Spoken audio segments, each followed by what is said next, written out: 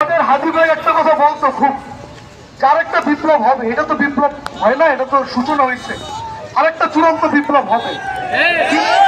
কিন্তু আমরা কখনো ভাবতে পারি না যে হাদি ভাইয়ের মৃত্যুতেই আমরা চূড়ান্ত বিপ্লবটা ঘটাবো, এইটা আমরা কখনো ভাবতে পারি নাই। তো হাদি ভাই আমাদের বলতো যে আমার যদি কিছু হয়ে যায়, আমাকে যদি কেউ মারতে চায়, আমার এই বিচারটা জানি বাংলাদেশের মাটিতে হয়।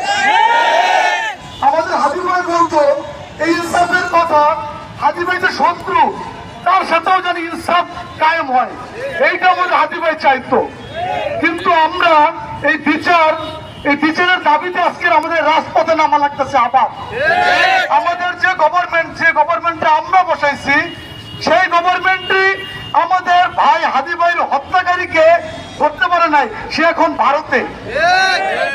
আমরা এখান থেকে স্পষ্ট বার্তা দিতে চাই, আমরা কোন ধরনের কারো উস্কানিতে পা দিব না। আমরা শান্তিপূর্ণভাবে আমাদের এই আন্দোলন চলমান থাকবে যতক্ষণ না আমাদের এই ভাই হাদি ভাইয়ের হত্যাকারীদের দেশে এনে ফাঁসির আওতায় না আনে। এবং আমরা এই যে অন্তর্বর্তীকালীন সরকারকে আমরা একটা বার্তা দিতে চাই, আমাদের আসিফ নজরুলের তো দরকার নাই, আমাদের এই জাহাঙ্গীরের দরকার আছে ভাই।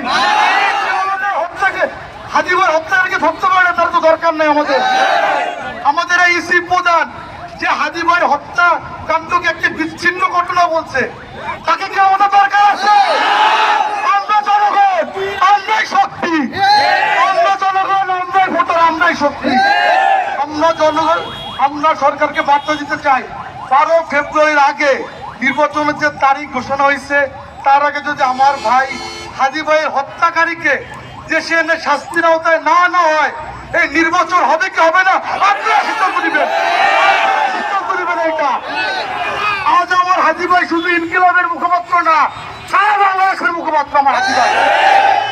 আমাদের হাদি ভাইয়ের যে অসম্পূর্ণ যাত্রা, ইনসাফ ভিত্তিক বাংলাদেশ গড়ার, এই দায়িত্ব এখন আমাদের, প্রত্যেক জনের এই দায়িত্ব আমাদের। আমরা আমৃত্যু এই দায়িত্ব পালন করবো ইনশাআল্লাহ। ধন্যবাদ সকলকে।